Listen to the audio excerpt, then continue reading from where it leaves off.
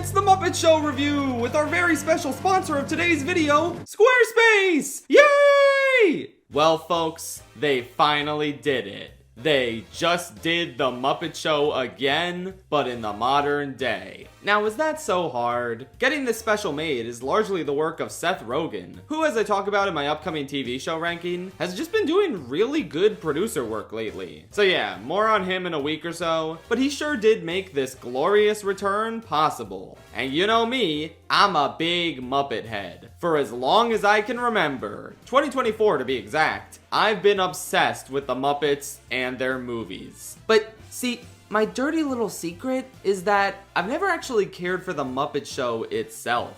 I've just never been big on variety shows. I prefer stories and structures. So I watched a couple episodes, namely the ones with Rita Moreno, Ben Vereen, and Joel Grey, because I don't know if you knew this, but I like musicals. And the show just didn't seem like my thing, I don't know. The musical performances were nice, but I just didn't really vibe with the whole format. Though these are all season 1 episodes, so last week I figured maybe I should check out what they did when they nailed the personalities of the characters later on. So I watched the Liza Minnelli and Mark Hamill episodes in season 4. The latter, of course, being research for my Star Wars poll video. And you know what? That was more so what I was expecting. Very zany, very great at incorporating the guest stars into an overarching, silly plot that still made time for sketches. No offense to season 1, but basically, if you're a Muppet Show expert, please tell me in the comments when exactly the show got like this. I'd love to keep watching more. I just don't know how much more of season 1 I really care to watch. Anyway, even though I'm not an expert or anything, does this new Muppet Show special with Sabrina Carpenter live up to the show's legacy, but also work as an entertaining half hour of television for a relative newcomer like myself?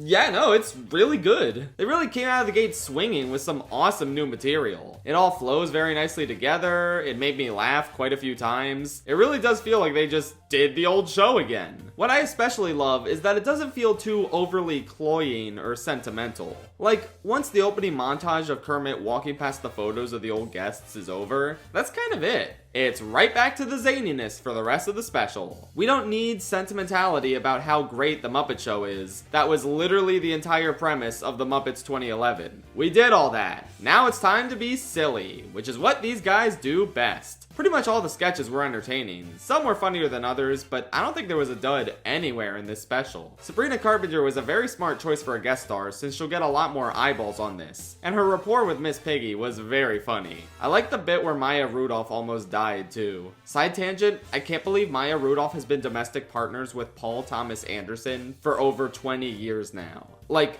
they have 4 kids together. This isn't a secret or anything, but I just didn't know this until a few months ago. Do you think PTA is watching the Muppet Show special? Can we get him on as a guest one day? Anyway, I really liked Rizzo and the Rats performing, Gonzo doing a stunt while reciting Best Supporting Actress winners. Everything with Piggy was super strong. I'm glad they know what they have with her character. I have to admit, I was really thrown for a loop seeing Pepe in one of her sketches, because I may not be a Muppet expert, but I know for a fact Pepe wasn't around till the 90s. He's never been in the Muppet Show before. That's okay. He can stay because people like him. I didn't say I like him, but people like him.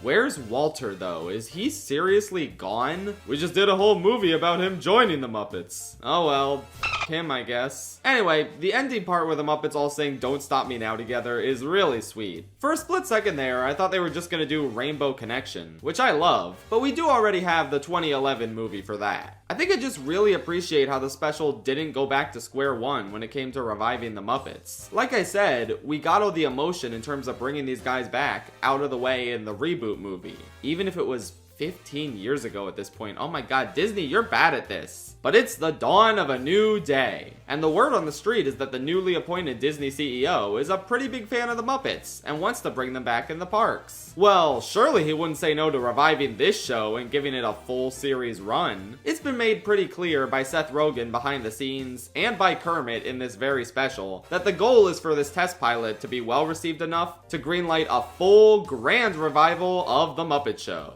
And if the quality of this episode is anything to go by, yes, by all means, please do it. There are so many celebrities I want to see talking to the Muppets. I mean, we gotta have an Adam Sandler episode, right? We need Josh O'Connor in there pronto. And Ayo Edebiri, that's a no-brainer. We gotta have Chapel Rowan and Ariana Grande and I don't know, Stellan Skarsgård? Don Cheadle. Oh my god, please, Don Cheadle! The possibilities are endless. So yeah, please check this out legally if you can. Obviously, I don't really advocate for supporting Disney financially, but if you have cable or if your family has a Disney Plus subscription lying around, boot it up and watch the Muppet special. Disney needs to know that the fan base is still there for these icons. We all need more of the Muppets in our lives. For now, I'm giving this new special an 8 out of 10. Great return to form, and I'm so ready for them to get even more ambitious with these episode concepts, just like the few I watched from the original series run. Speaking of, it's a good thing I have all those episodes from the original run that I still need to get to, so that should keep me busy until this new show surely gets revived. Surely.